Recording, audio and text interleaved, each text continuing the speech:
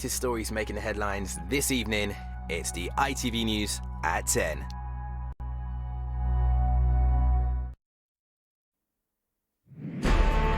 It is certainly causing controversy tonight. In an interview with me for this programme, the Archbishop of Canterbury said Prince Andrew was seeking to make amends and we as a nation should, in general, be more forgiving. Forgiveness really does matter. I think we have become a very, very unforgiving society. The Archbishop made clear he was not telling us we should forgive Andrew per se, since that was a matter for each of us individually. But in a longer discussion about the Jubilee, his comments were bound to provoke debate. Also on News at 10 tonight. Now the Prime Minister appears to be under the cosh from his own Standards Commissioner, and the number of letters demanding a no-confidence vote ticks slowly upwards. Missing Lucy Watson has a special report on the Ukrainian children who have simply disappeared. What on earth is going on with airlines and airports? Another day of complete chaos. 2 years in the planning, and what they've basically done was basically just went like an axe, no explanation, no compassion, no consideration, nothing.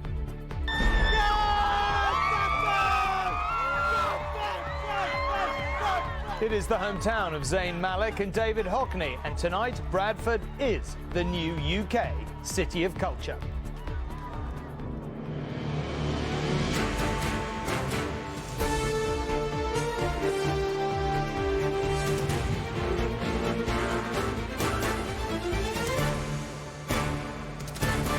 This is ITV News at 10 with Tom Bradby. Good evening. With the Jubilee holiday approaching and many people coming together to celebrate the Queen's long reign, the Archbishop of Canterbury granted us an interview to talk about the meaning and the significance of the occasion. It is something extraordinary to celebrate, he told me when we met shortly before he came down with coronavirus this week. But when I raised the question of the Duke of York, the interview took a more controversial turn. He said Prince Andrew was seeking to make amends and that, as a society, we should be generally more forgiving. Forgiveness really does matter, he said. I think we have become a very, very unforgiving society.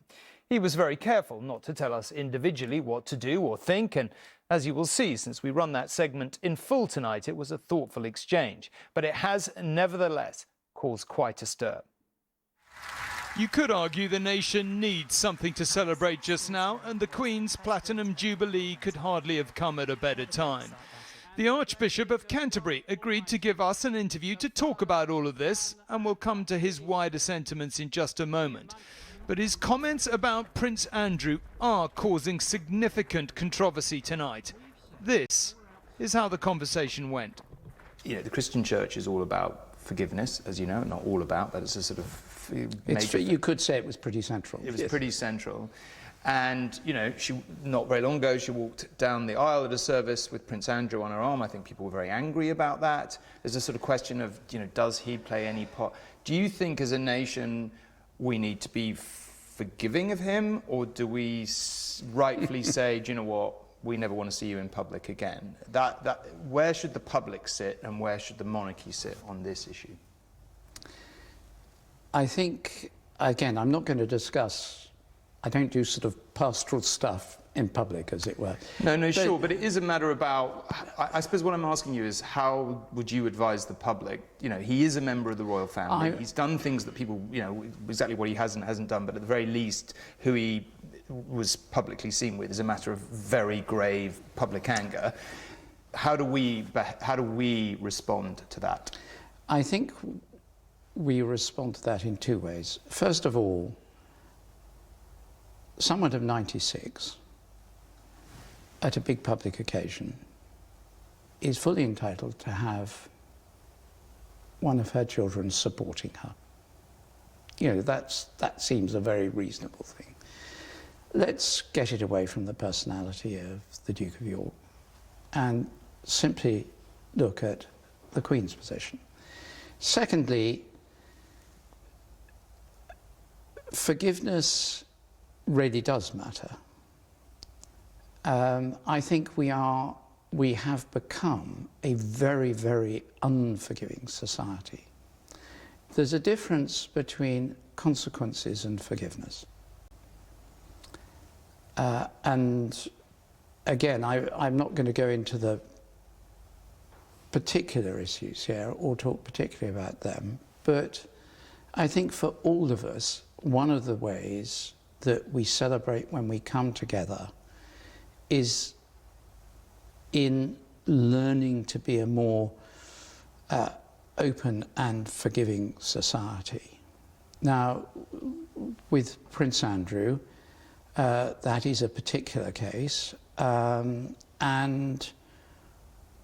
I think we all have to step back a bit and wait to see what happens, and he's seeking to make amends, and I think that's a very good thing. But you can't tell people how they're to respond about this, and the issues of the past in the area of abuse are so intensely personal and private for so many people. It's not surprising there's very deep feelings indeed. But as to the service at Westminster Abbey, I mean, she was remembering her husband of 70-something years. Surely, as human beings, we can say it's a good thing that one of her children was steadying her at that moment. I mean, what a strain for her. She needed every bit of support she could get. I guess some people would say she could have been advised by people around her. She has other children. She could. I have no idea what advice was given. And if I did know, I wouldn't say. But I start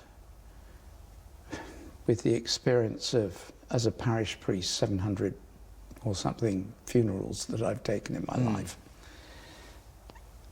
I start by thinking of some of those where, in some of the places I worked, there were people who turned up accompanied by a prison officer, you know, who'd done really serious things. But there's a moment where people are facing the whole issue of eternity and death and bereavement, where it is reasonable that they get all the support they should get.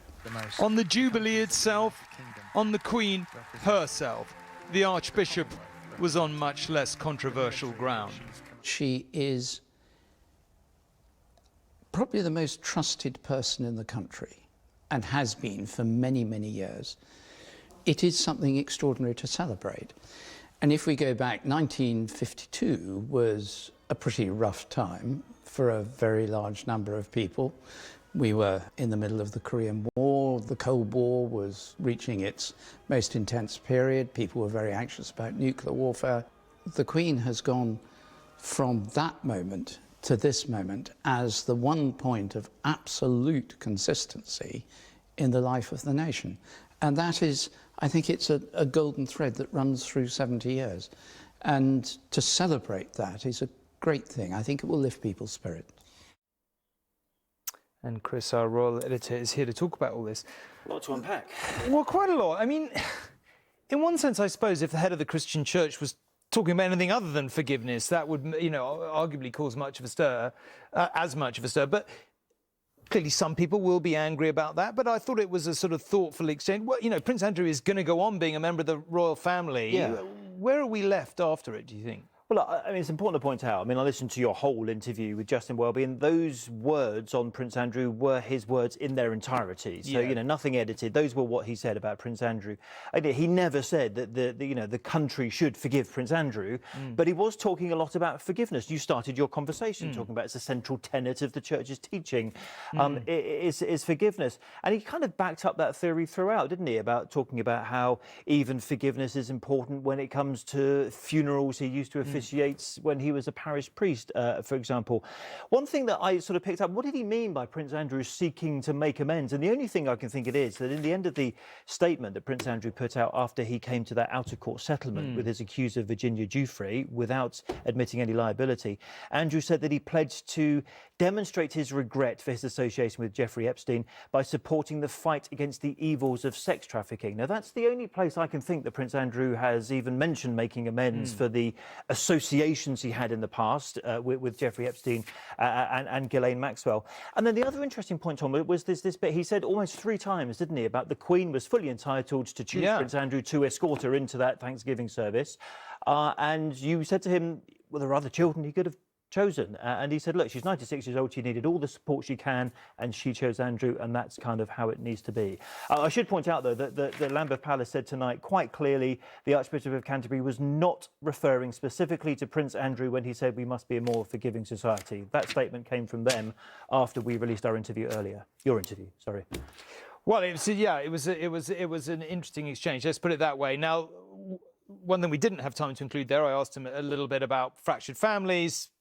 Speaking of which, Harry and Meghan are due in town tomorrow. What are they going to do, and how are they going to be treated by the family? Well, listen, I discuss. We haven't got all night, so I can't think for a second that Meghan Markle's particularly sort of looking forward to coming over to a country she didn't like living in and an institution she didn't like being part of.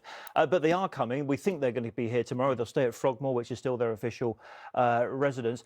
It's been put to me that Harry and Meghan are going to, as it's to use the quote, keep it simple. In other words, they're not going to look to rock the boat. They're not going to look to overshadow the Queen's Jubilee. They're not going to have their own set of engagements outside the official ones for the Jubilee. That's important because there's been a lot of concern in royal circles, both in Buckingham Palace and those around Prince Charles as well, that Harry and Meghan would come over and there'd be some kind of media circus. I'm assured there won't be. And I think both sides will breathe a sigh of relief if we get through to Sunday and there's been no dramas. And we've had enough dramas over the last couple of years. One might say that. OK, Chris, feel like on both fronts this will be a conversation that will continue. But for now, thank you very much indeed. Now, let's move on from the Lord's spiritual to Lord's temporal. And just when it seems the Prime Minister has survived one career-threatening report, another is hot on its heels. The Lord in this case is Mr Johnson's own independent advisor on ministers' behaviour, Lord Geit. He has asked the Prime Minister for an explanation about his Downing Street party fine. Basically, if he broke the law, then he broke the ministerial code. On top of that, the list of former cabinet ministers condemning the Prime Minister over the parties grew longer today. Dame Andrea Leadsom lambasted Mr Johnson's unacceptable failings of leadership, as she put it, but she did not follow through with an official demand for him to resign. As of this evening, we know that 18 Tory MPs have publicly submitted letters of no confidence in the Prime Minister, but the number who have done so privately is, of course, unknown. The latest Tory rebel to put his head above the parapet and send a letter was, as you can see, John Stevenson, the MP for Carlisle. The number questioning his leadership is over double that, of course. 41 have expressed doubts over his position. But to trigger a vote of no confidence, the chair of the Backbenchers 1922 committee, Sir Graham Brady, needs 54 letters. If that number is met, then Tory MPs vote on Mr Johnson's future. The Prime Minister already faces a steady drip of letters calling for a vote of confidence, and no one knows which one will finally trigger it. Now the government's own ethics advisor says there's a legitimate question as to whether Boris Johnson broke the ministerial code when he was fined for attending this birthday celebration during lockdown. The Prime Minister says he did not break the code. His supporters says he has addressed all the issues. There's been an investigation by the Met Police. The Prime Minister has been to the House of Commons. He's apologised, humbly apologised. He's accepted the lessons that need to be learned from the Sue Gray's report. He's implemented most of the recommendations, and he has not misled the House of Commons. So yes, absolutely the Prime Minister can survive. But the drip continues. Today, the Carlisle MP became the latest to write a letter calling for a vote of confidence. Well, I'm very disappointed it has come to this. I think the continuing saga of Partygate and the other issues that surround that is debilitating for government. Given what has gone on, I think it's time for a change of Prime Minister. Even former close colleagues like Andrea Leadsom are withdrawing their support. Today she wrote there have been unacceptable failings of leadership that cannot be tolerated and are the responsibility of the Prime Minister. Bob Neal has also called for a confidence vote over Partygate. This wasn't an isolated incident. It wasn't something that could be a one-off mistake. This is something where the rules have been broken over a period of some months. So do you think the Prime Minister wasn't telling the truth to Parliament? Well, the phrase I use, I didn't find, looking at the totality of it, the explanations given credible. Only the Tory backbench chairman knows how close a vote is getting, and he isn't saying. It's a confidential process, and I will retain my discretion, and I'll say nothing more at the moment. Are you expecting a busy few days ahead? I'm always busy. But the disillusion amongst Tory activists runs deep. It's not just Partygate anymore. It's the fact that the Conservative Party doesn't seem to be the Conservative Party. The rise in national insurance hasn't been taken away. The VAT on fuel is still there. The last time Tory MPs triggered a vote of confidence, just over half of those who submitted letters were publicly critical. Were that pattern to be repeated, Boris Johnson could be facing a vote sooner rather than later. Carl Dinnan, News at 10, Westminster. And Carl is joining me now, as you can see, to talk about all this. Carl, how much extra trouble does Christopher Geidt, the Standards Commissioner's intervention, cause for Boris Johnson? It's deeply unhelpful. MPs who are reading this could draw some quite serious conclusions for Boris Johnson, and here's why.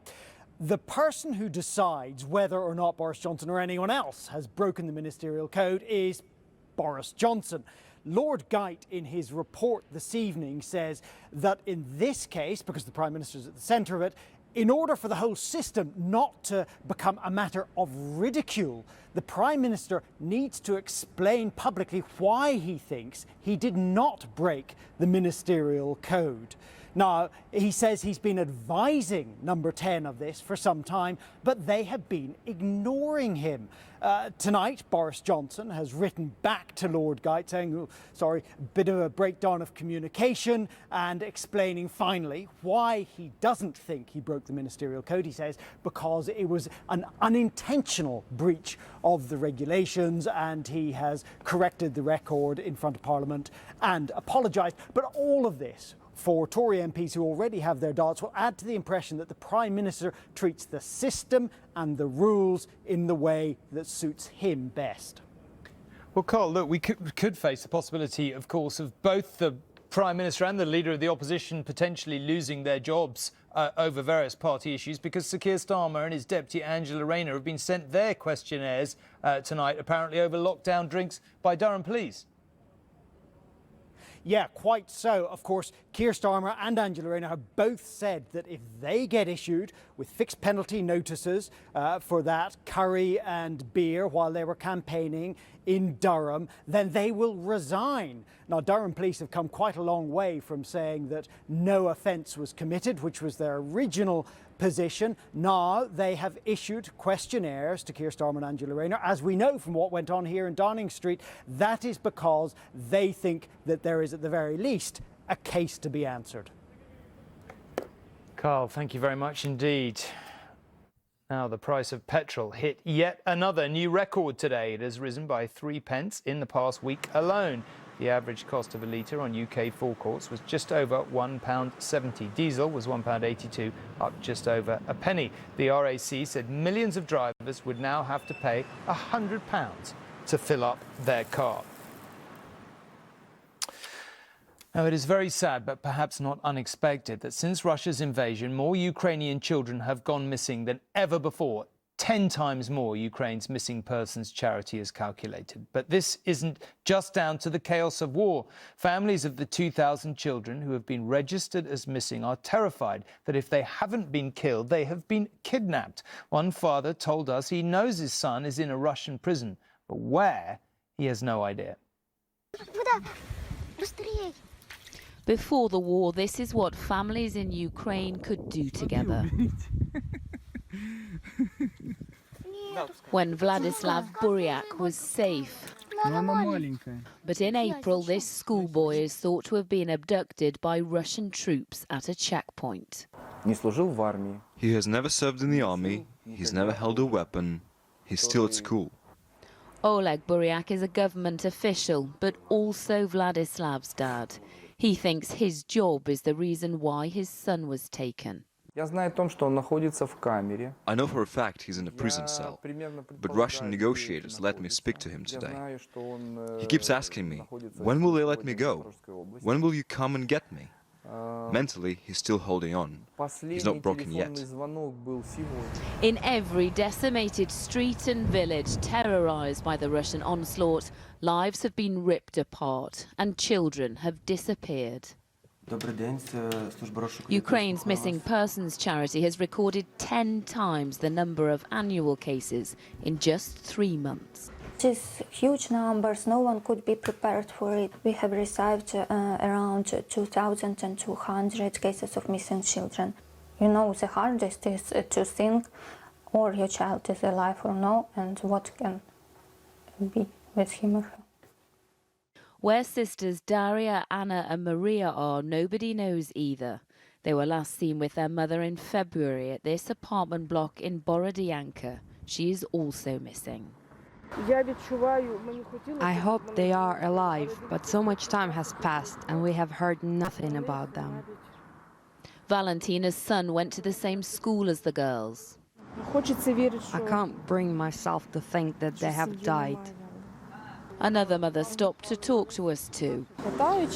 My children keep asking me if they've been found, what's happened to them. Maybe they were taken away to Russia. Many of the children who've gone missing in this conflict have disappeared alone, some across European borders, some as forced evacuees to Russia. But many of them simply can't be found because of the destruction to buildings, to infrastructure, and the loss of communications. Communities are trying their best to exist again, but so much of their life still hangs in the balance. There is no consolation for what is happening here. Lucy Watson, News at 10, Borodyanka, Ukraine. Horrifying stories and more here, I'm afraid, from Texas, because this week in the town of Uvalde in Texas, the children from the primary school there should have been enjoying the start of the long summer holiday. Instead, it will be a week of funerals starting this evening with 2 of the 10-year-old girls shot dead a week ago. The funeral mass for Anne-Marie Jo Garza was held in the town's Catholic church. The pallbearers wore purple buttonholes, her favourite colour. She had just been given a mobile phone for her 10th birthday, which she used to call police during the massacre. Anne-Marie loved swimming and dancing and, most of all, her family. She wanted to become an art teacher when she grew up. Later, the funeral of Maita Rodriguez was also held in the town. Her cousins said she was determined and she was smart. During the attack, she helped her classmates find somewhere to hide. She loved animals and dreamt of going to university to become a marine biologist.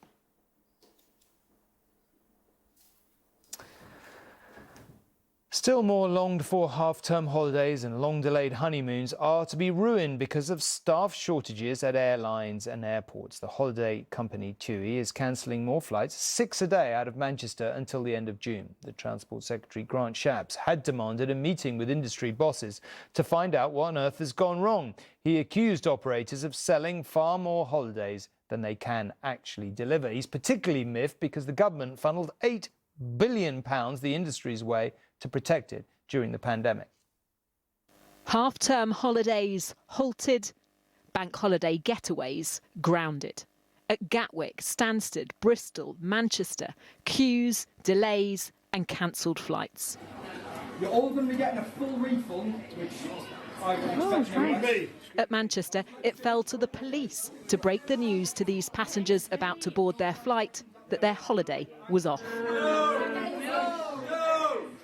It was really disappointing. Jayesh filmed that. Instead of Greece for his 3 kids, it's now jigsaws sheltering from the rain. We were going away for the first time since the pandemic for our first family holiday for a year and a half abroad. We arrived at Manchester Airport 3 hours before our advertised flight time, as per all our advice. After a series of delays, spending 8 hours in the airport, our flight and holiday was cancelled via text message. Might as well have been animals in a zoo, sleeping on the cold concrete floor. After 2 cancelled flights at 2 different airports and £6,000 of extra costs, Pooja and her immediate family have finally made it to Turkey for her wedding on Thursday. But dozens of their guests are still stranded in the UK. It's making me feel really sad, really emotional, and angry. 2 years in the planning, and what they've basically done was basically just went like an axe, no explanation, no compassion, no consideration, nothing. It's estimated since last Wednesday, almost 300 flights from major UK airports have been cancelled. EasyJet cancelled at least 31 flights at Gatwick today, and TUI Airways says it will cancel around 6 flights a day at Manchester Airport until the end of June. Airlines and airports are struggling with staff shortages after thousands were let go during the pandemic.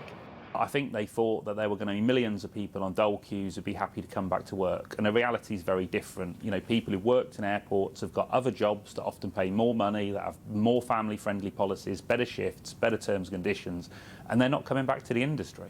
The government insists it's done its part with financial support through the pandemic and new laws to speed up recruitment, but accuses operators of seriously overselling flights. We've put in place, obviously, billions of pounds of support for the travel industry, in particular during the pandemic. Right now there are, conversations happening between the industry and ministers to make sure that that disruption can be eased.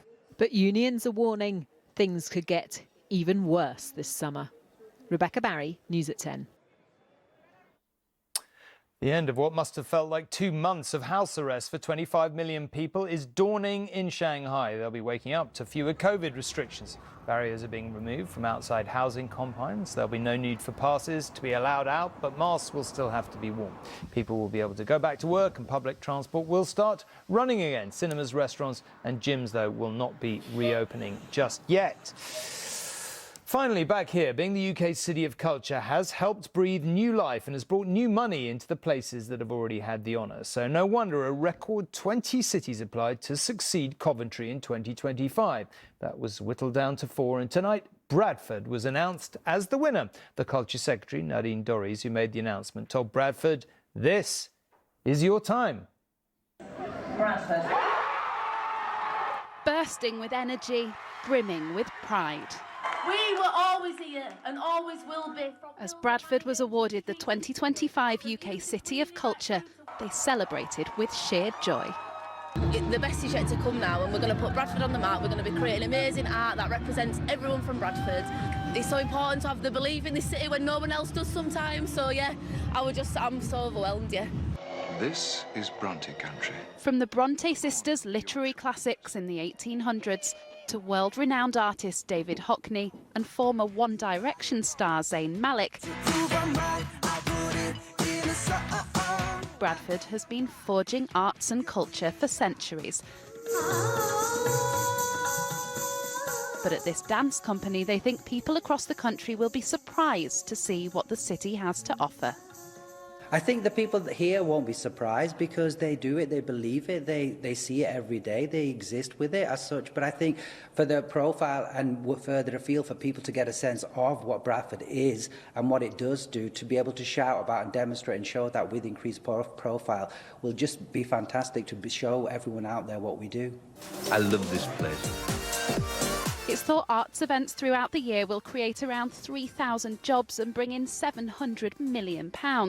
And those who grew up in the UK's youngest city say it will help make culture available to all. It will become a lot more accessible, and we have so many young people who are so creative, and this is just going to allow them to flourish, really. At 18 I was like, there's nothing for me here, I'll leave, and then the arts and the culture scene has brought me back because it's beautiful. It's like a family, and for that to kind of be recognised, it's going to change people's lives. I was thinking of leaving Bradford, but I don't think I want to leave anymore. For what has happened today, I'm so excited, and I think I will remain in Bradford and celebrate Bradford as the City of Culture 2025. Bradford, let's go! A city brimming with stories from around the world, which they now have a chance to tell. Hannah Miller, News at 10, Bradford. And that's all we have time for tonight. But if you can't sleep, or you're walking the dog tomorrow, or you're out running, do download our What You Need to Know podcast, which has all of my interview with the Archbishop of Canterbury, hopefully, as you saw at the top, and I found, anyway, very interesting interview, not only about Andrew and controversy, but about the Queen and all the amazing things she's contributed in her reign. But that's it. Good night. Thanks for watching.